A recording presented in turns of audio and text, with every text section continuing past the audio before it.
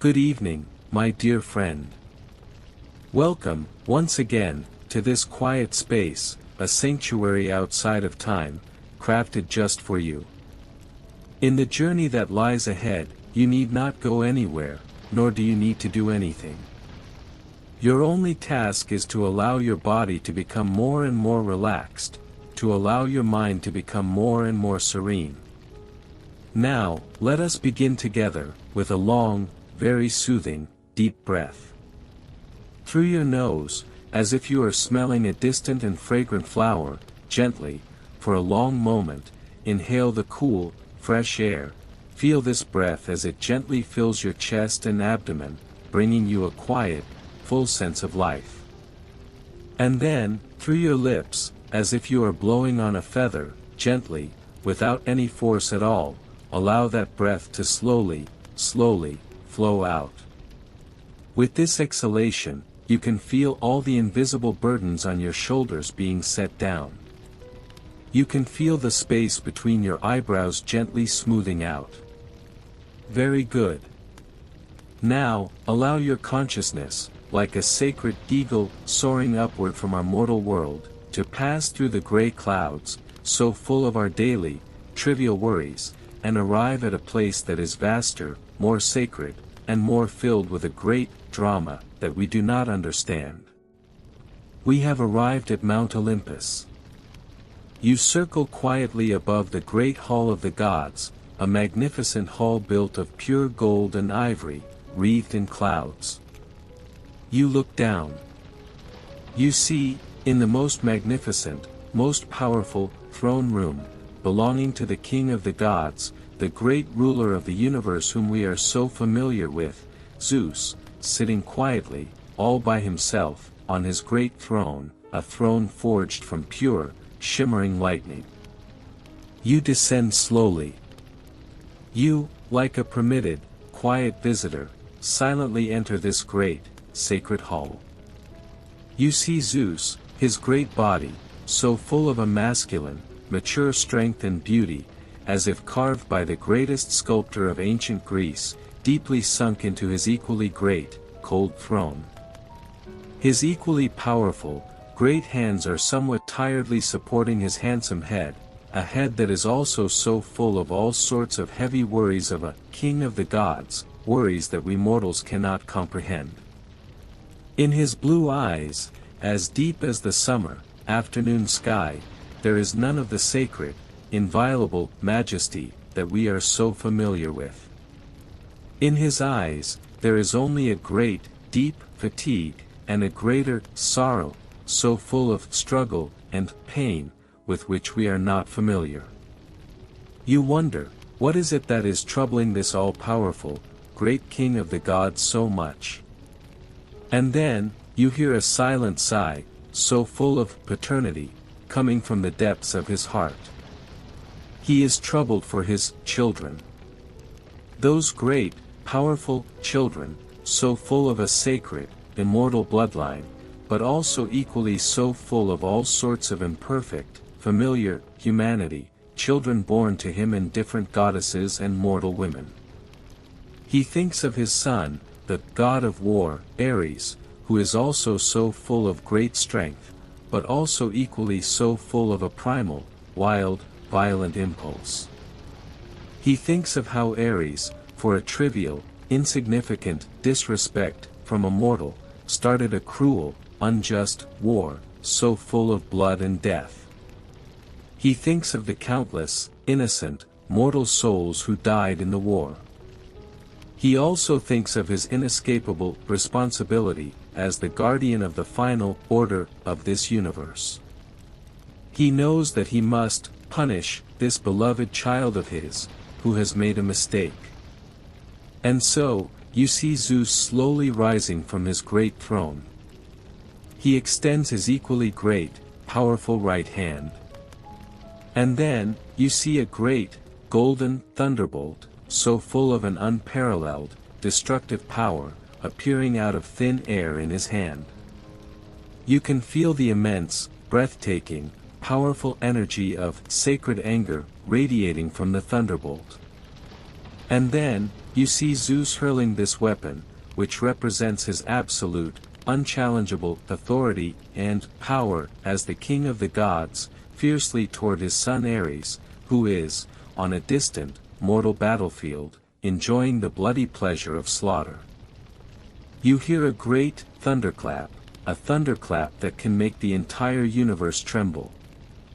You can also seem to see the young face of Ares, who has been struck by his father's sacred thunderbolt, a face so full of surprise, pain, and disbelief. He does not understand why his father, who has always been so full of an infinite pride and indulgence for him, would inflict such a severe, merciless punishment upon him. And you can also seem to see the great, powerful body of our king of the gods, Zeus, after he has hurled that just, destructive thunderbolt, giving a slight shudder of fatigue and powerlessness on that great, cold throne. And from his majestic, deep, sky-like eyes, also flows a single, great, hot, sacred tear, a tear so full of the heartbreak and pain that a father must inevitably feel when he has to, with his own hands, punish his beloved child who has made a mistake. This is the thunder and the tears of Zeus. It is his unchallengeable majesty as the guardian of the absolute order of this universe. It is also his great, unshareable sorrow as a father, who is also so full of imperfect, rich emotions. Now, just allow your consciousness to rest in this unique, contradictory tranquility, belonging to the king of the gods, Zeus, a tranquility so full of strength and vulnerability. Feel the cosmic power that is so breathtaking, as a great, all-destroying thunderbolt takes shape in his hand. And also feel the equally all-melting, great compassion, as a single, hot tear, so full of a father's heartbreaking pain, slides down from his majestic, blue eye. And more importantly, feel the great Father's heart, that is hidden behind all these seemingly contradictory, sacred dramas, a heart that is no different from our mortal hearts, a heart that is also so full of love, responsibility, struggle, and pain. The unique, contradictory tranquility, so full of strength and vulnerability, born from Zeus's thunder and tears, continues to flow gently within your consciousness. You have a new, more human understanding of these seemingly lofty, immortal gods. Now, allow our consciousness to leave the lonely throne room of the King of the Gods, a room so full of the vastness of the sky and the heavy burden of responsibility. We come to another place on Mount Olympus, a place more filled with a warm, feminine energy. A beautiful, quiet, secret garden, belonging only to the Queen of the Gods, Hera. You see this great goddess, who also possesses an unparalleled beauty and supreme power, sitting all by herself, quietly, in this fragrant garden, a garden so full of all sorts of strange, celestial flowers that you do not recognize. In her hands, there is no scepter. In her eyes, there is no majesty. In her hands, there is only a simple needle, one that we are so familiar with in the mortal world, and a ball of golden thread, equally so full of a maternal radiance.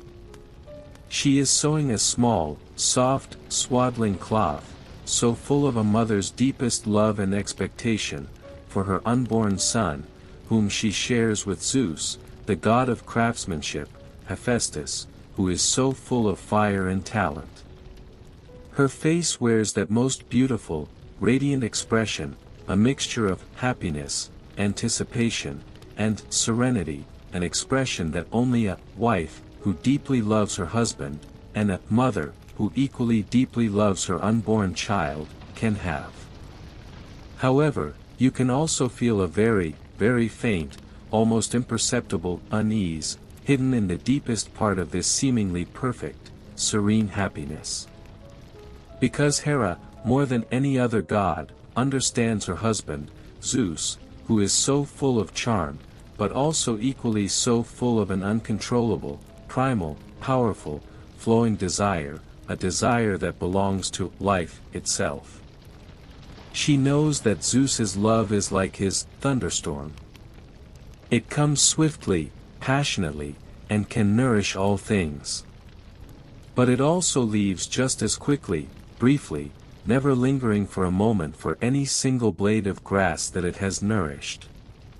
And she, Hera, is the one and only, eternal, sacred guardian of marriage and commitment in this universe.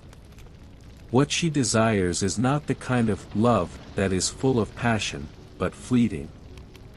What she desires is a deeper, more enduring, eternal connection, one so full of loyalty, guardianship, and responsibility. This is her sacred duty as the Queen of the Gods. This is also her most fundamental, and most vulnerable, desire as a wife. And the great, irreconcilable, contradiction, between this desire of hers and the unending, flowing desires of her husband becomes the most fundamental source of all of this great queen's seemingly vicious and destructive, immense jealousy. Now, you see Hera's nimble hands, which have been quietly sewing, suddenly stop. She looks up and casts her gaze, which can also penetrate all of time and space, so full of a sacred power, toward the distant, mortal world. She sees a familiar scene, a scene that she most does not want to see, but has also long since anticipated. She sees her husband, the great king of the gods, Zeus, once again transforming his great, divinely radiant body into the form of an ordinary, handsome mortal, one who would not arouse any suspicion, in order to approach a beautiful, mortal princess whom he has newly fallen in love with, Semele. You can clearly feel that Hera's warm heart, which has been sowing with love and hope, in the instant she sees this scene, is completely inundated by a great, cold pain, a pain like a cold current from the deepest part of the underworld.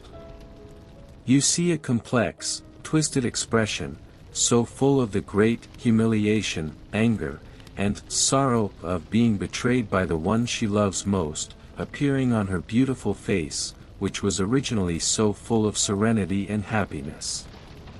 She puts down the half-sewn, love-filled swaddling cloth for her unborn child.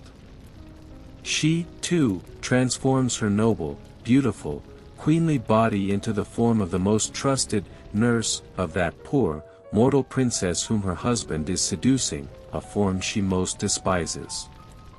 And then, she, too, leaves Mount Olympus.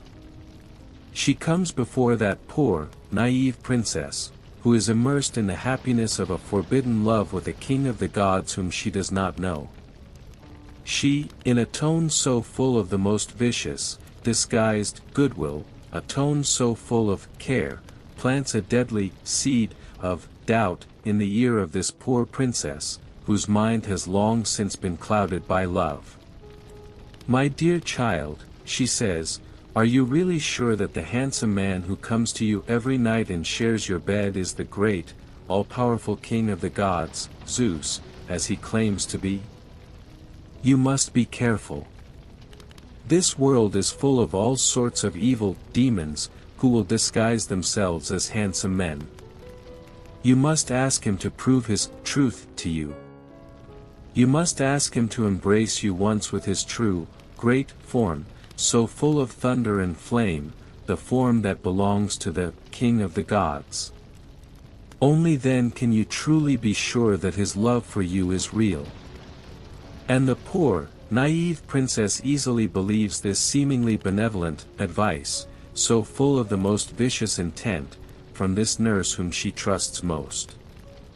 And so, on an ordinary night, when Zeus comes to her again, she makes this fatal request to him.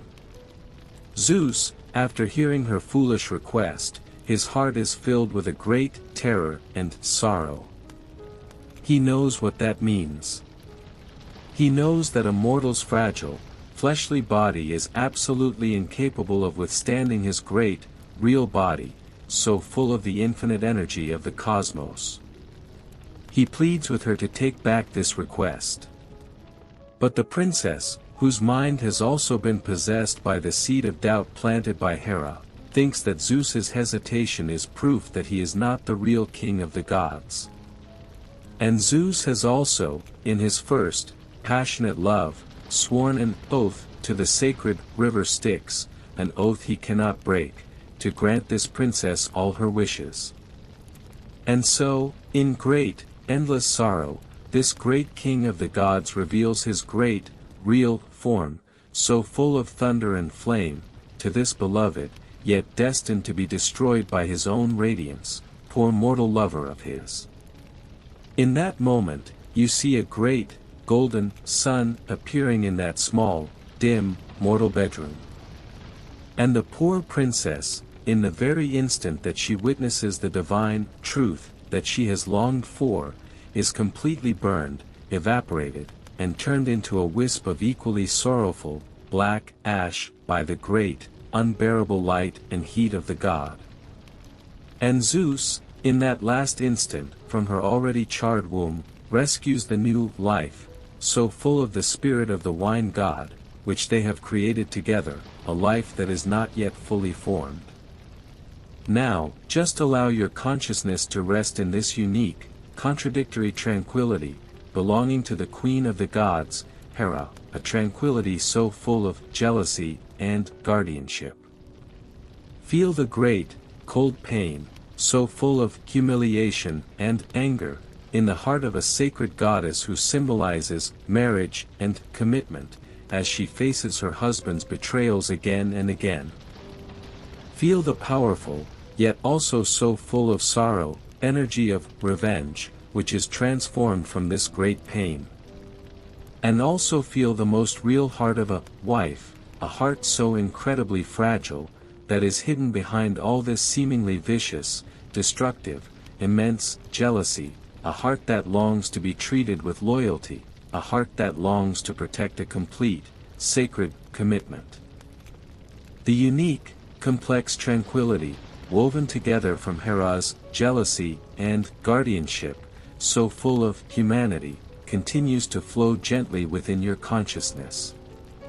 You have a deeper empathy for the inner world of these great, immortal gods, a world that is also so full of the same pains and struggles that we mortals are so familiar with.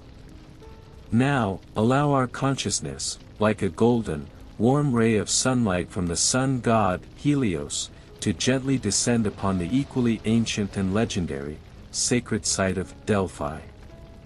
Here, we will visit a great god who seems to be the most perfect, and most filled with light, on the entire Mount Olympus. He is Apollo. He is the proud son of the king of the gods, Zeus, and the goddess of the dark night, Leto. He is the close twin brother of the goddess of the moon and the hunt, Artemis.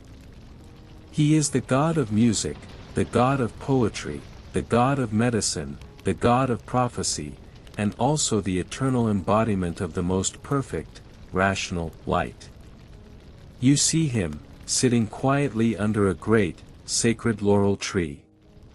He is wearing a magnificent robe, made of the most pristine, almost transparent silk.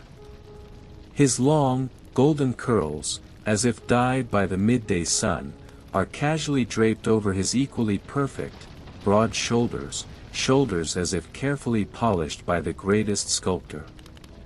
His face wears that radiant smile, so full of confidence, pride, and light, a smile so dazzling that one cannot look at it directly, a smile that only a favorite of the heavens, who has never experienced any failure or setback in his life, and who is unconditionally loved by the entire universe, can have.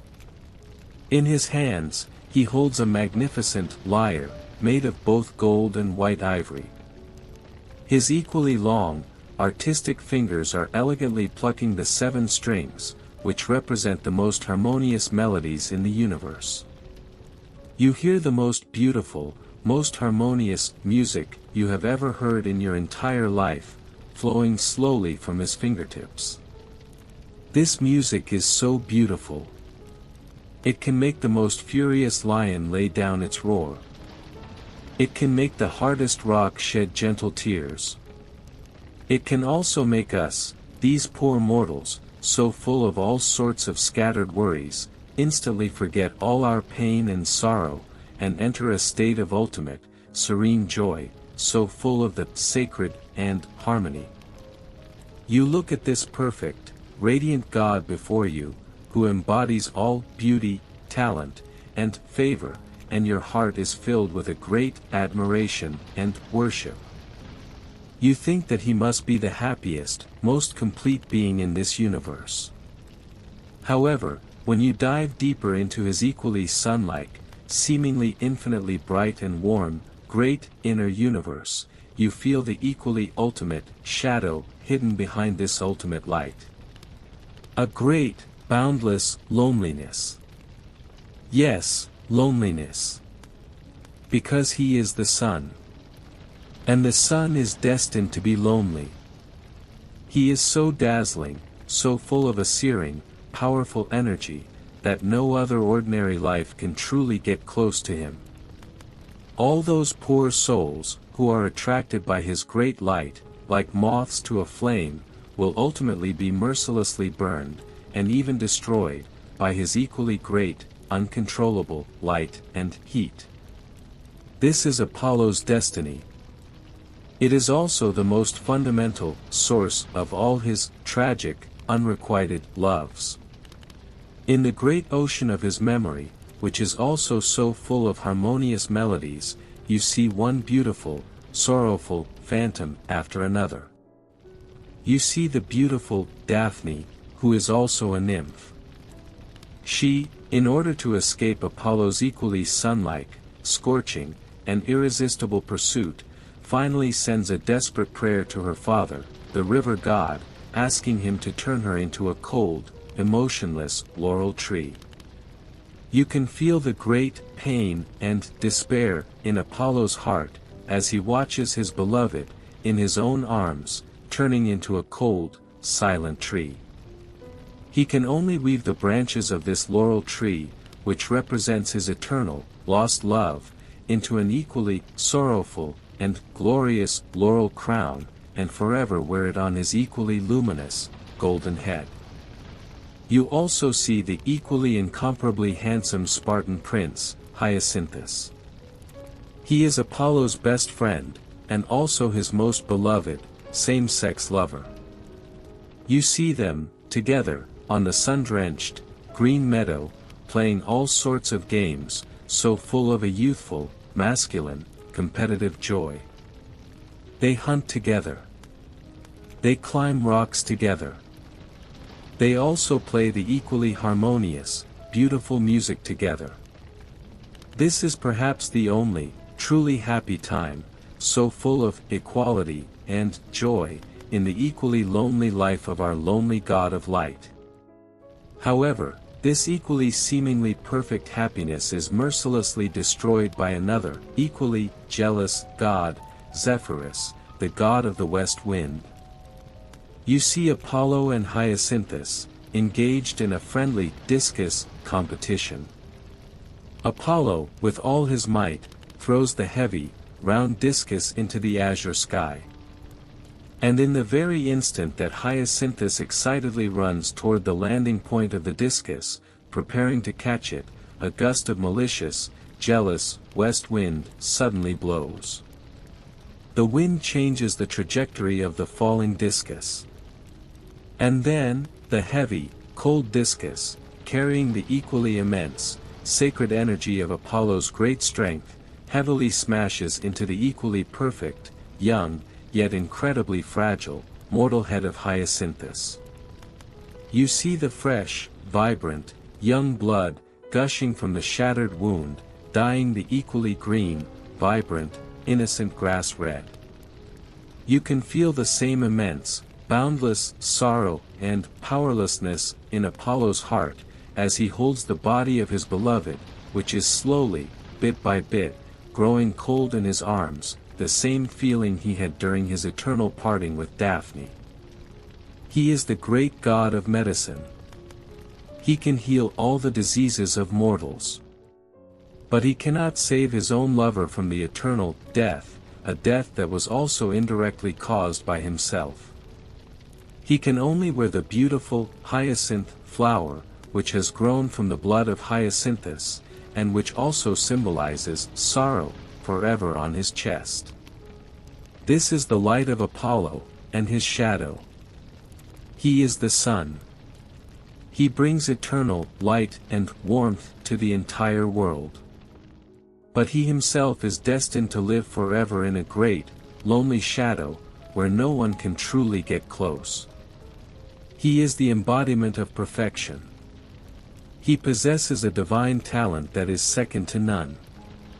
But it is also this ultimate perfection that makes it so that he can never truly experience an equally imperfect, yet so full of a real, warm connection, an equal love. Now, just allow your consciousness to rest in this unique, contradictory tranquility, belonging to the god of light, Apollo, a tranquility so full of light and shadow. Feel the ultimate light and joy, so capable of healing all wounds, brought by the sacred harmony of his lyre. And also feel the equally ultimate, boundless shadow of loneliness, hidden behind this ultimate light, a loneliness born from no one being able to truly get close. And more importantly, feel the eternal, unfulfillable longing for an equal, real, tangible love, from the depths of the heart of our seemingly perfect, radiant God. The unique, contradictory tranquility, so full of light and shadow, belonging to the god of light, Apollo, continues to flow gently within your consciousness. You have a deeper empathy for the complex inner world of these seemingly perfect, immortal gods, a world that is also so full of the same pain and struggles that we mortals are so familiar with. Now, allow our consciousness, like an owl flying quietly in the night, so full of wisdom, to leave the sacred site of Delphi, so full of the scorching, emotional, golden sunlight of Apollo. We come to another great, mortal city-state, one that is also so full of wisdom and order. This is Athens. A city named after the great goddess whom we are about to visit tonight. You land quietly on the great roof of the magnificent Parthenon, which is also radiating a soft, white light under the bright, silvery moonlight. You look down. You feel a brand new, colder, and more orderly, unique sacred atmosphere, one that is completely different from the warm energy of Apollo, so full of art and passion. This is the domain of the goddess of wisdom and strategic warfare, Athena. You recall the story of her equally wondrous, unique birth. She was not born from a male and a female deity, like the other gods. She was born directly from the head of her father, the great king of the gods, Zeus, a head that is also so full of the wisdom of the universe. You see that on a certain ordinary morning, Zeus, on his great throne, suddenly feels a great, unbearable headache.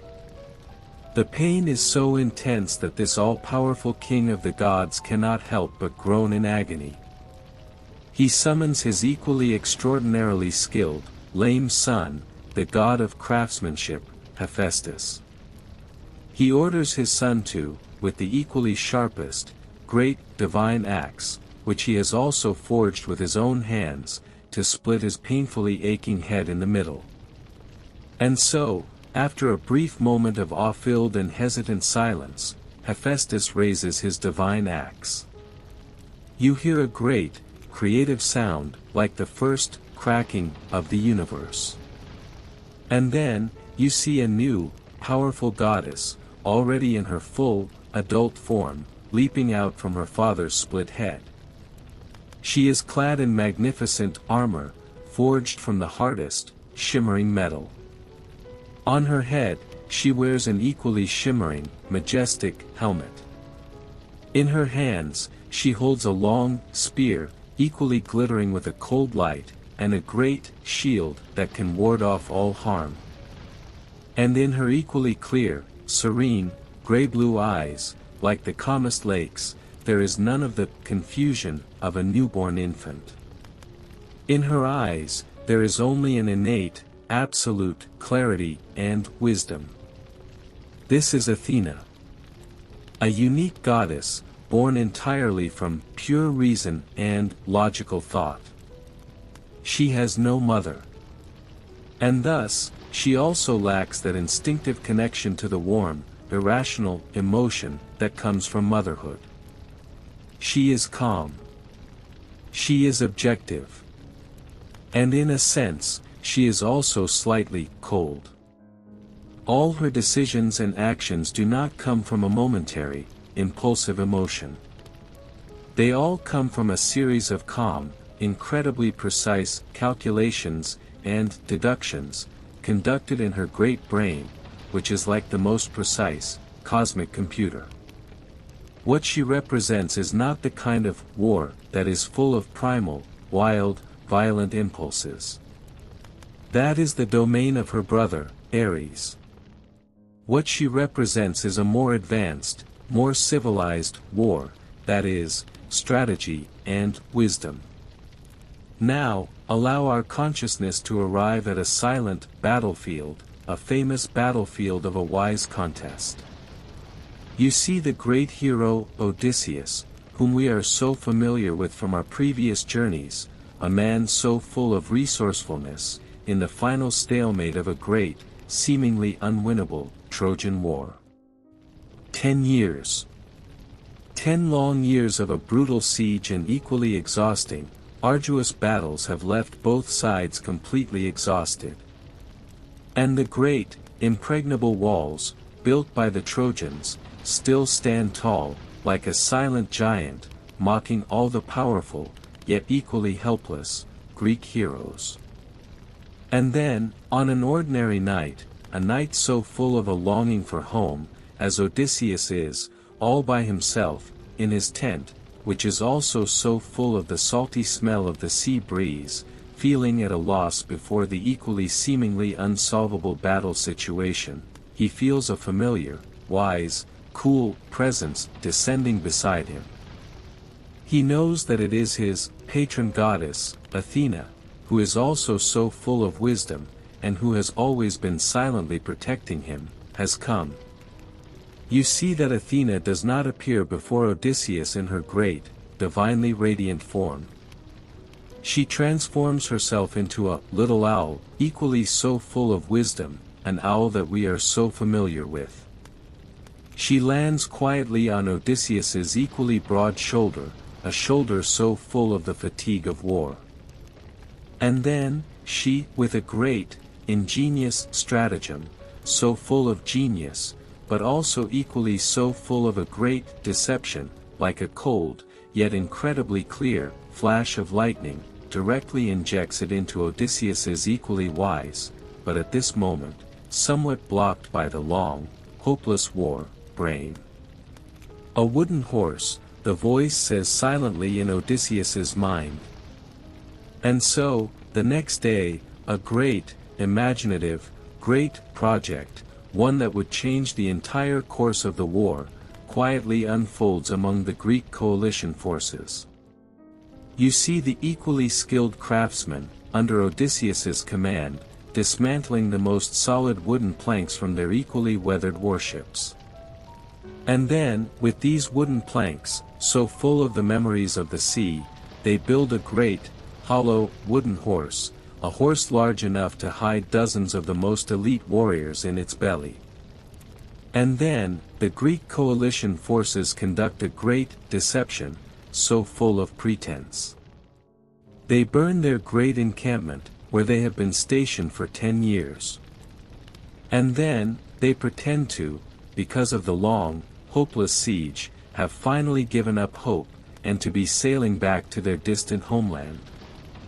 Leaving only this great, silent wooden horse, and an equally chosen by Athena, most skilled at lying, spy, quietly waiting outside the gates of Troy, a Troy that is also so full of the great, false joy of victory.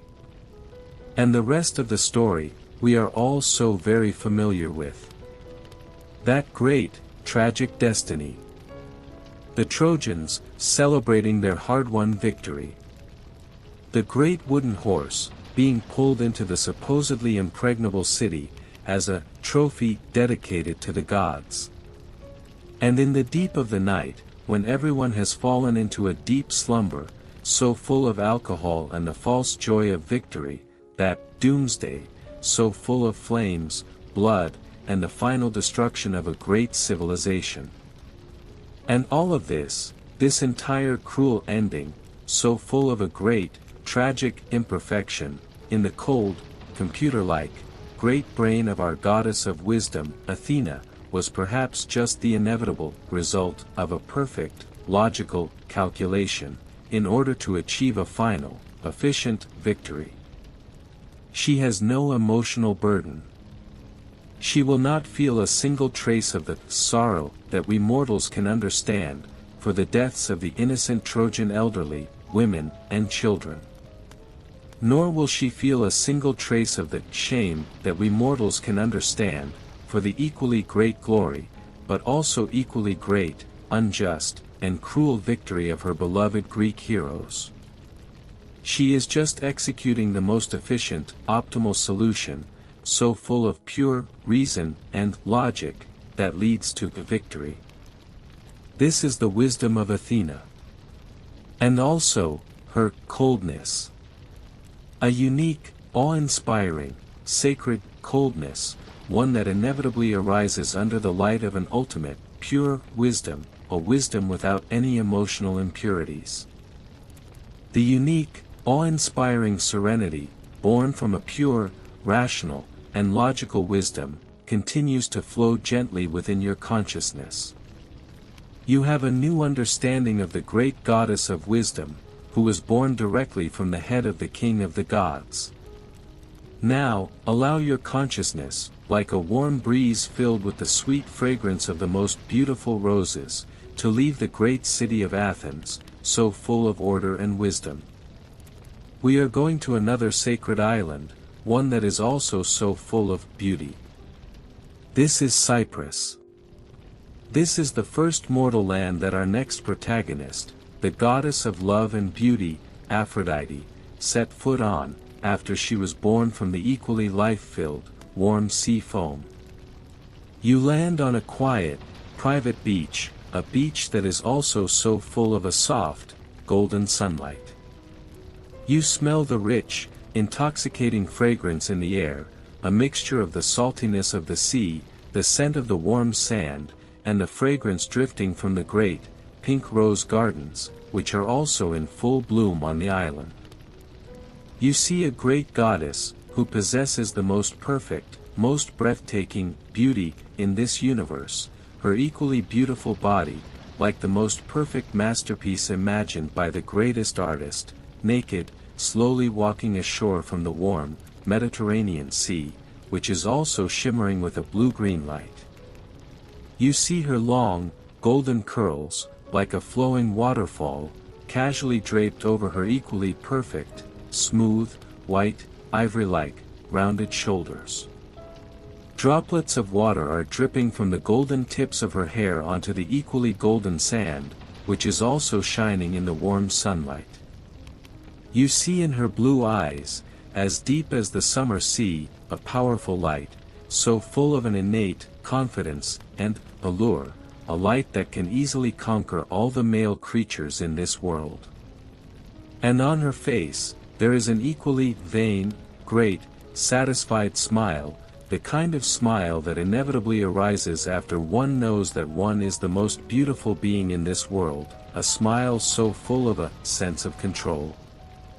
This is Aphrodite, the goddess of love and beauty. An embodiment of beauty, born from the most primal, creative, sacred life form. You see that when she walks ashore, the entire natural world seems to be cheering for her unparalleled beauty. The small, unknown wildflowers that grow on the beach, in the places where her perfect, naked ankles have passed, instantly bloom with more brilliant, more beautiful flowers. The sea birds, freely flying in the sky, are also unconsciously attracted by her great, irresistible charm, and they circle gracefully, with joy and adoration, around her equally flawless, divinely radiant body. And then, you see the three graces, who also symbolize beauty and harmony, and the three Ori, who represent the seasons and order, descending slowly from the clouds. They come before this new, great Queen of Beauty, with smiles so full of awe and joy. They bring her a fragrant wreath of flowers, woven from the rarest, most sacred flowers on Mount Olympus, and they place it on her equally golden head, a head as radiant as the sun's rays. They also bring her a robe as white as moonlight, made of the lightest, most magnificent silk from the east, and they gently drape it over her equally perfect, beautiful body, a body that would drive all mortals and gods mad with desire. Finally, they together lead this new, great goddess to the eternal home of the gods, Mount Olympus. And her arrival also brings a new, sweet chaos, so full of desire and strife, to the originally relatively harmonious Mount Olympus, a place so full of all sorts of powerful and wise, great gods. You see all those powerful, usually so majestic, male Olympian gods, in the very instant they see this incomparably beautiful goddess, their eyes are all ignited with the equally fiery flames of the most primal, powerful, possessiveness. Every one of them wants to possess this new embodiment of beauty for himself. And our king of the gods, Zeus, in order to quell this war that is about to be triggered by the beauty of a woman, a war that could shake the very foundation of the rule of Olympus, he makes a decision that seems incredibly fair at the time, but is also equally so full of a great, tragic irony. He gives this most beautiful goddess in marriage to the ugliest, most flawed of all his powerful and handsome sons. The poor, god of craftsmanship, Hephaestus, who was born lame, and who was detested by his equally perfection-seeking mother Hera, and was thrown from the high peak of Mount Olympus, breaking one of his legs. This is a balance so full of political wisdom, a perfect balance. Because Hephaestus, though ugly in appearance, his equally powerful, divine bloodline from the king of the gods, and his unparalleled, sacred, craftsmanship, also give him an immense power that cannot be underestimated. To give the most beautiful goddess in marriage to this most reliable, and also least warlike, son of his, is the safest choice, one that will not offend any party. But this is also a marriage so full of injustice, a marriage that is destined to end in tragedy. Now, allow our consciousness to come to the great, sacred forge of the god of craftsmanship, Hephaestus, which is located in the deepest part of a great, ever-burning volcano, beneath Mount Olympus, a forge so full of flames, sweat, and the clashing sound of metal. You see this lame, silent, ugly god of craftsmanship, his face always stained with black soot, his great upper body, which has also become incredibly strong and so full of another kind of masculine beauty, from long, arduous, creative labor, naked, before the equally great furnace, which is as hot as several thousand degrees, engaged in his equally sacred, great, creative work. You hear the grand symphony of his great, divine iron hammer, as it strikes the red-hot, metal anvil, a symphony so full of a rhythmic, powerful sound. And what he is forging is not the cold weapons of slaughter and death. He is forging beauty. He is forging, for his beautiful wife, Aphrodite, a wife whose equally beautiful, yet equally vain, heart, he knows he may never truly possess, one magnificent, sparkling masterpiece after another, masterpieces that are equally unparalleled and can match her unparalleled beauty. You see him, with the purest gold and the rarest gemstones, forging for her a magical necklace, one that can radiate a rainbow of light with her every breath. You see him, with the equally lightest, silvery stardust from the sky, weaving for her a transparent, gauze dress, one that can make her appear even more radiant before the gods. His every strike is filled with a great, silent devotion, so full of a love that asks for nothing in return, a love that we are so familiar with. He knows that he cannot win her love with his appearance. He can only try to move her equally unparalleled, proud heart with his unparalleled, sacred talent. However, Aphrodite, this embodiment of beauty, what she desires is perhaps not this kind of deep, loyal, yet also somewhat heavy, love. What she desires more is a fiery, dramatic love, so full of power and passion, that can match her perfect appearance. And this love, she finds in her equally powerful and passionate, handsome god of war, Ares. And so, a famous, sacred affair, so full of desire and betrayal, which has been repeatedly depicted in countless paintings and poems of later generations, quietly takes place under the seemingly harmonious, peaceful surface of Mount Olympus. But no secret can be hidden from the one we witnessed in the first chapter, the all-knowing God who also lives on this luminous Mount Olympus, the sun god Helios. He tells all of this to the poor, great god of craftsmanship, who has been kept in the dark.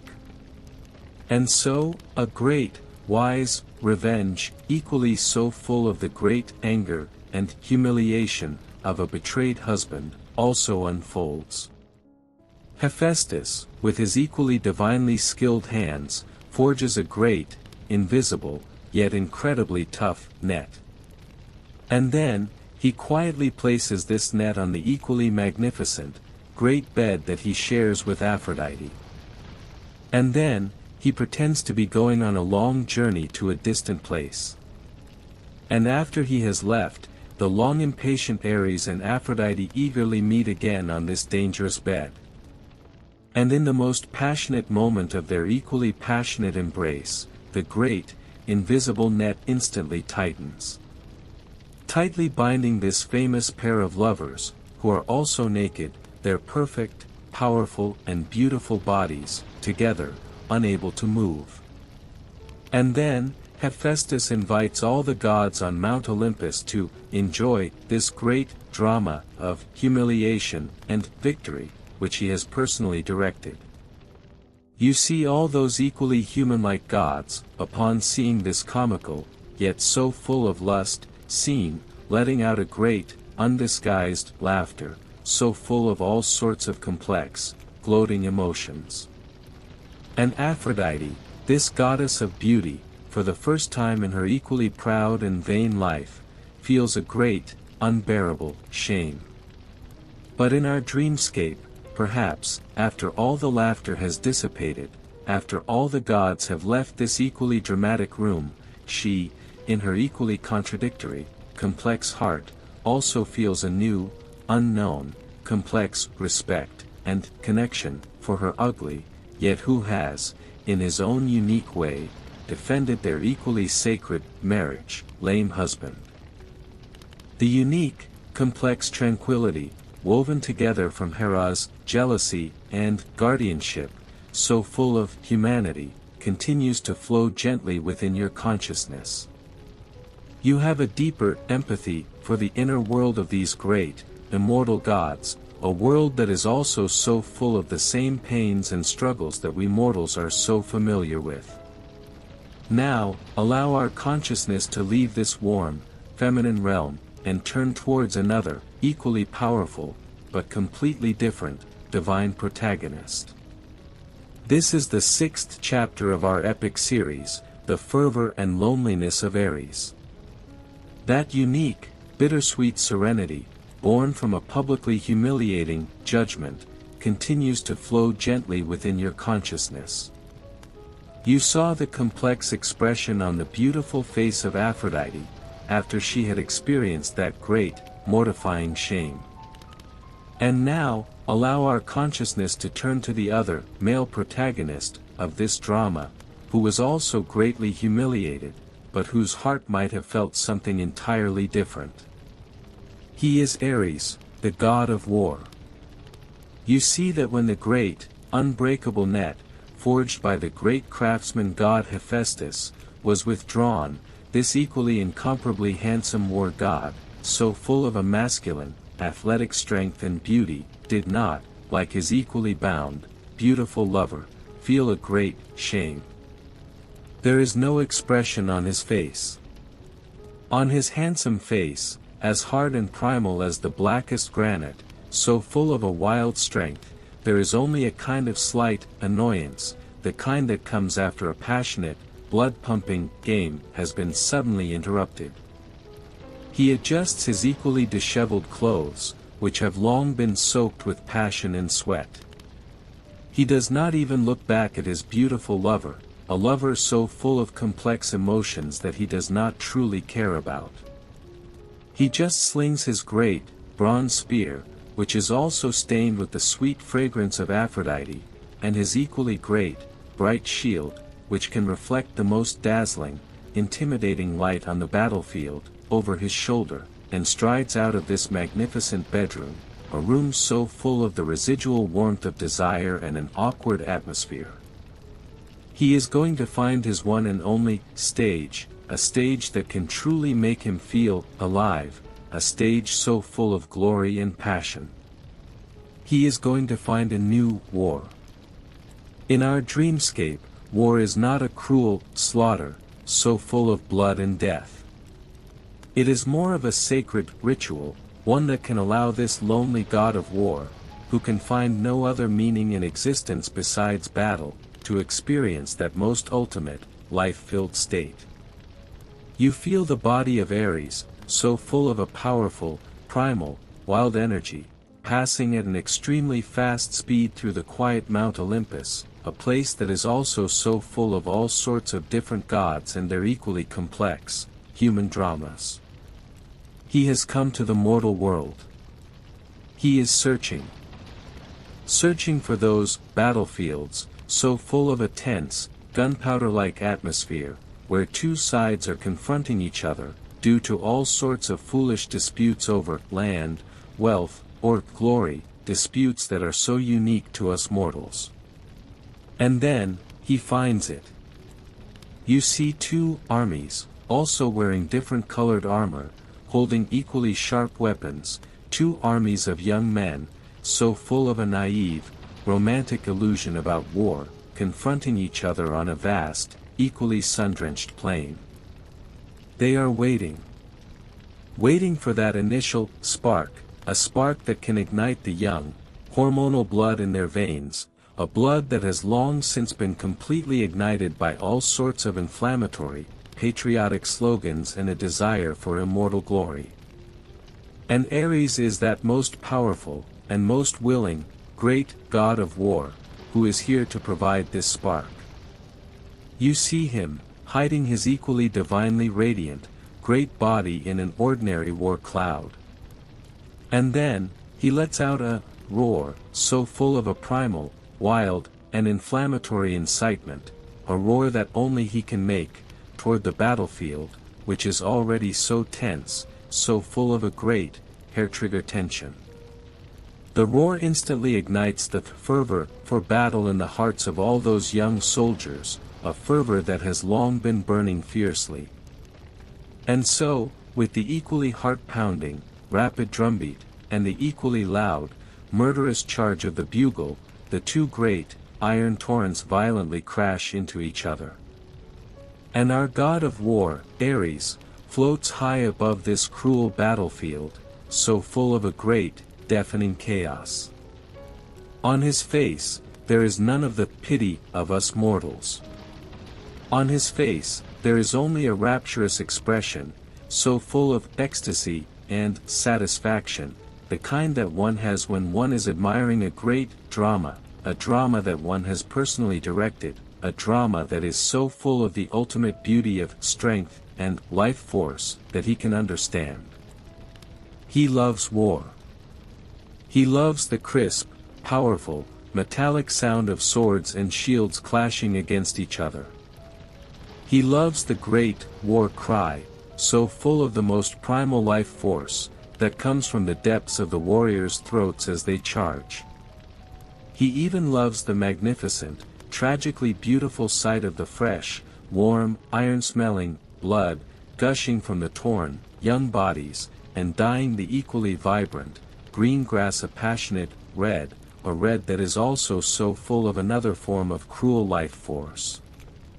Because only in this crazy moment of the most ultimate trial of life and death, where the adrenaline is surging to its peak, can he, this simple, powerful, and even somewhat simple-minded god of war, most clearly feel the real existence of his own equally powerful, inexhaustible, great life force. This is his peak experience. This is his meaning of existence. However, when all the fighting is over, when the last, unwilling, dying groan has finally disappeared into the equally quiet, bloody dusk, when this once chaotic battlefield, so full of a great, flowing energy, has returned to a great, eternal silence of death, you see the excited flush on the handsome face of our god of war, Ares, a face so full of ecstasy and satisfaction, also begin to slowly recede. In its place is a great, boundless emptiness, the kind that inevitably comes after the peak. A deeper, more unbearable loneliness. He does not know who he is. He does not know where he should go. He only knows that he needs the next war. He is like a poor addict who is deeply dependent on a deadly drug, a drug that can bring him a brief, ultimate pleasure. He needs to constantly use one great, more violent and deadly war after another to fill his equally great, forever unfillable, inner void. This is the fervor of Ares, the god of war. And also, his loneliness. A tragic, eternal loneliness, one that can only be temporarily forgotten in the most ultimate, destructive chaos, a loneliness of his own ultimate, inner stillness. The unique, contradictory tranquility, so full of fervor and loneliness, belonging to the god of war, Ares, continues to flow gently within your consciousness. You have a deeper understanding of the different ways these immortal gods try to fill their equally eternal, great inner void. Now, allow our consciousness to leave the battlefield, so full of flames and roars, a battlefield belonging to the land, and turn towards the ocean, a realm so much deeper, and so full of another form of immense power. This is the 7th chapter of our epic series, The Rage and Calm of Poseidon. That unique, contradictory tranquility, so full of fervor and loneliness, brought by the god of war, Ares, continues to flow gently within your consciousness. You have a deeper understanding of the different ways these immortal gods try to fill their equally eternal, great inner void. Now, allow our consciousness, like a single, sorrowful drop of rain, falling from the smoke-filled sky of the battlefield, to pass through the equally silent, death-filled earth. You finally merge into the equally vast, blue ocean. You have entered the domain of another equally great, primally powerful deity. This is the kingdom of the sea god, Poseidon. The first thing you feel is a unique motion, one that you have never experienced before on your previous journeys. It is the ocean current. You feel yourself being gently enveloped by a great, invisible, yet incredibly powerful, warm undercurrent. It carries you on a great, unending journey around the entire earth. You start from the warm, sun-drenched equator. You flow toward the cold, distant north and south poles, so full of great, white icebergs. And then, when you have released all your warm energy in the cold polar regions, you sink into the colder, deeper seabed, and then, you begin your equally long, quiet journey back to the equator. This is a great breathing of the entire planet. A great, flowing heart that regulates all the climates and temperatures of our blue planet. And so you float, quietly, in this great, flowing, rhythmic, warm ocean current, feeling the first, sacred serenity of the sea god, Poseidon. A vast, harmonious serenity, so full of flow and connection. However, you also know that the ocean is not always so gentle. It also has another, angry face, so full of a great, destructive power. Now, you feel a new, darker, and more primal, chaotic power, slowly awakening from the deepest, darkest ocean trenches, where even the light of the sun cannot reach.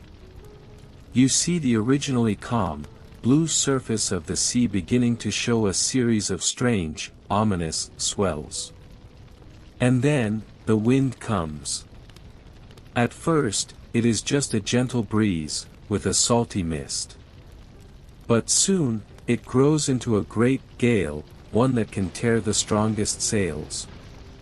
You hear the great sound of the wind, so full of anger, like the roaring of the great, angry giants we have seen on our previous journeys. And then, the waves come, too. You see great, giant waves, like moving, blue-black, mountain ranges, coming one after another from the distant horizon, and violently crashing against the fragile coast where you are. You can feel the entire, solid earth, trembling under the impact of these great, incomparably powerful waves. You can hear the equally great roar, like the thunderbolts of the king of the gods, Zeus, a roar that can make the entire world deaf. This is the rage of the sea god, Poseidon. A pure, primal, great power, one without any personal emotion or moral judgment. It is not to punish any specific sin. It is just conducting a cyclical, and necessary, cleansing, and rebalancing, which also belongs to the universe. It is, with its great, irresistible power, destroying all the old, rigid, and no longer suitable for this world old orders, to create the necessary space for the birth of a new, more vibrant, new order. And so you, from a safe, awe-filled, soul's perspective, admire this magnificent dance of the storm, so full of a destructive beauty. And then, when this sacred, cosmic rage has completed its equally fateful mission, you feel it also begin to slowly subside. The wind stops. The waves also become still.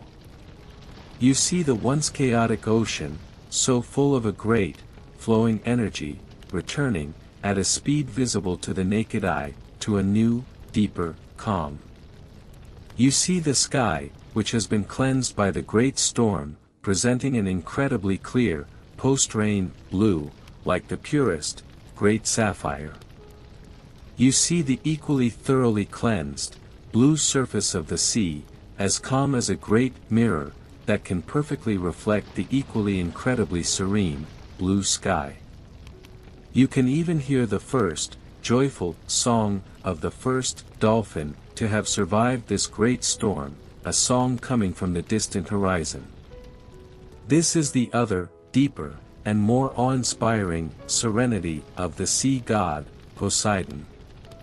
A kind of absolute, deep peace, like the primordial chaos at the birth of the universe, a peace that can contain everything, and also create everything, a peace that can only be obtained after experiencing the most ultimate, destructive rage. The unique, oceanic tranquility, so full of rage and calm, brought by the sea god Poseidon, continues to flow gently within your consciousness. You have a deeper understanding of the divinity of these great Olympian gods, a divinity so full of the various, primal forces of nature itself. Now, allow our consciousness, like a wisp of the lightest, most cunning wind, to embark on one final journey with an equally light, flowing, and unique deity. He is Hermes, the messenger of the gods, the patron god of commerce, travel, thieves, and all those vibrant, marginal people who live on the borders.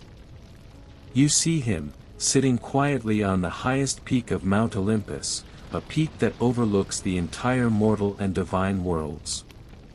His equally handsome body, so full of a youthful, athletic strength, radiates a unique aura, one that is completely different from all the gods we have seen before. He lacks the majesty of Zeus, so full of a heavy sense of responsibility.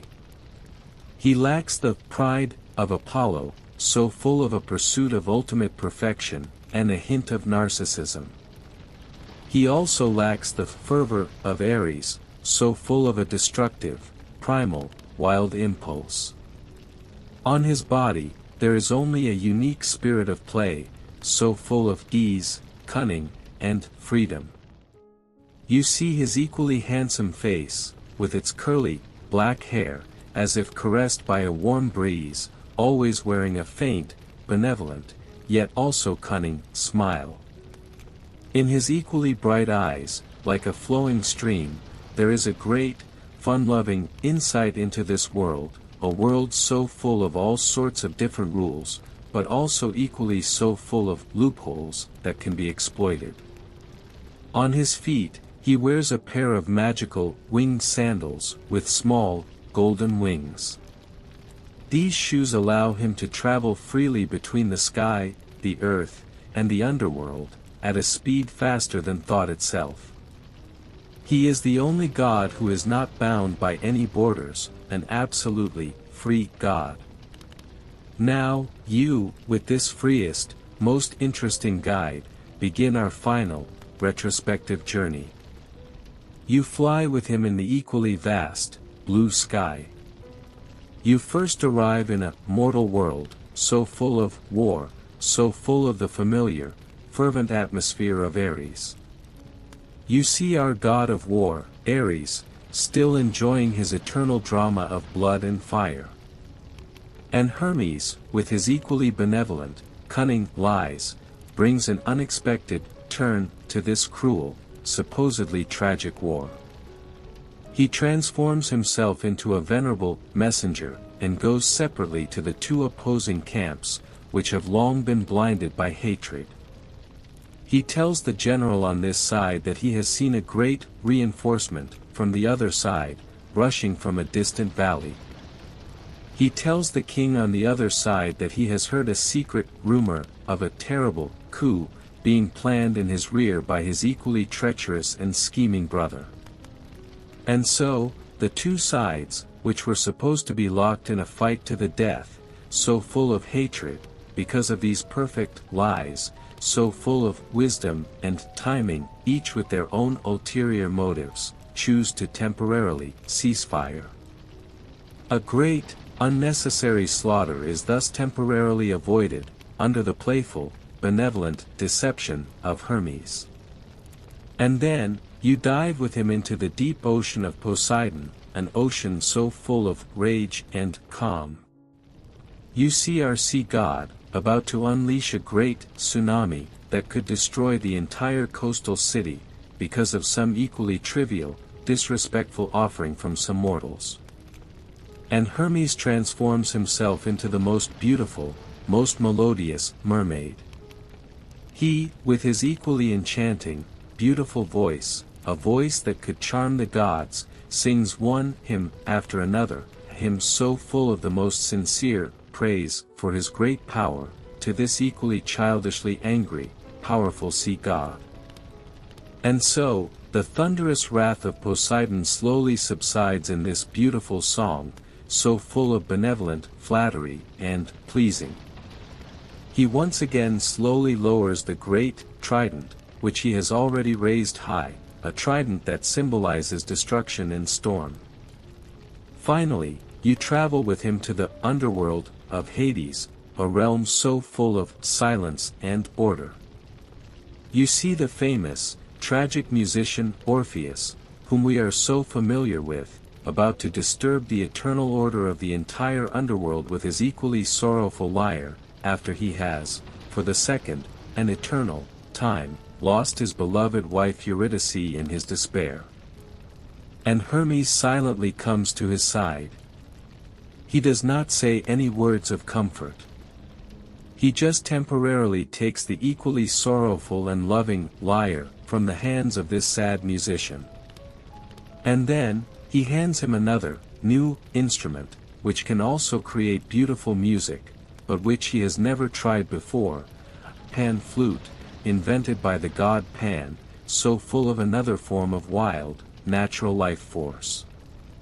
And so, this great musician, in his curious exploration of this new, unknown, instrument, so full of another form of beauty, temporarily forgets his great, unresolved sorrow.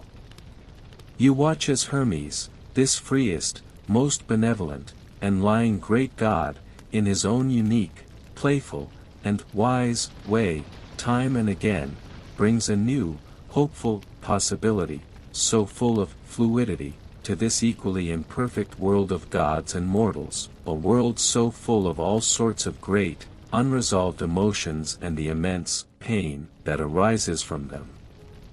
He is the guardian of the borders. He is also the breaker of the borders. He, with his wise, flowing way, a way that never clings to any single, fixed form or truth, heals this equally rigid and stubborn, imperfect world. He is the messenger of the gods. He is also the best symbol of our own equally imperfect, mortal, wise, great subconscious. And now, our grand epic of the true faces of the Olympian gods has also finally reached its ultimate destination. Let all the distant stories of the imperfect, yet so full of humanity, gods that we have experienced together, gradually settle, becoming a quiet and warm foundation deep within your heart. You feel safe, you feel understood, and you also feel a great, compassionate reconciliation with our own equally imperfect, contradictory, inner universe, a reconciliation that comes after you have witnessed all the humanity in their divinity.